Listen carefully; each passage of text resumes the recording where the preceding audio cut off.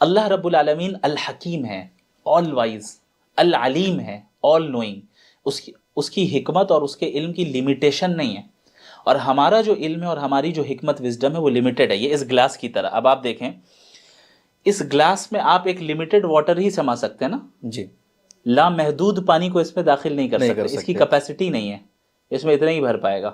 ہماری اتنی کیپیسٹی نہیں ہے کہ ہم گاڈ کے تمام وزڈم کو سمجھ سکیں، ہماری اتنی کیپیسٹی ہی نہیں ہے کہ گاڈ کے پورے نالج کا ہم احاطہ کر سکیں.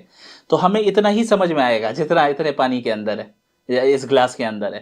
تو جتنا ہمیں اس سے سمجھ میں آتا ہے اس کو ہم نے ذکر کیا کہ بھائی ایویل کے ہونے کی کیا کیا حکمتیں ہیں اس ڈیبیٹ میں موجود ہیں.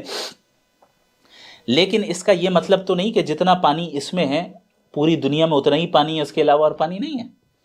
تو کسی چیز کی حکمت اور وزڈم اگر ہمیں سمجھ میں نہیں آ رہی، اس کا مطلب یہ نہیں ہے کہ اس کے پیچھے وزڈم نہیں ہے. اور اس چیز کو ایک ایتھیسٹ بھی اپنے ڈیلی لائف میں اس پرنسپل کو ایکسیپٹ کرتا ہے. جب آپ کسی ڈاکٹر کے پاس جائیں اور آپ کی طبیعت خراب ہو، آپ اپنے سمٹمز بتائیں، ڈاکٹر آپ کو دوائی لکھ کر دیتا ہے.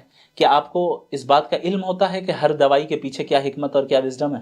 نہیں ہوتا. بہت ساری کیا ایسی آپ دوا ہوتی ہے جس کا کوئی نہیں ریزن جانتے؟ نہیں ہوتا.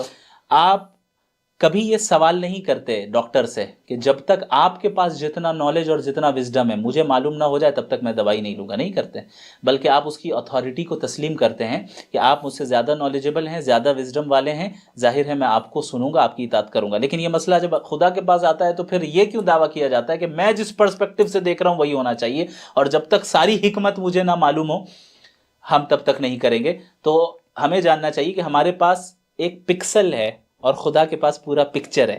تو اس پکسل کو دیکھ کر پورے پکچر کو جج نہیں کیا جا سکتا. لیکن اس دن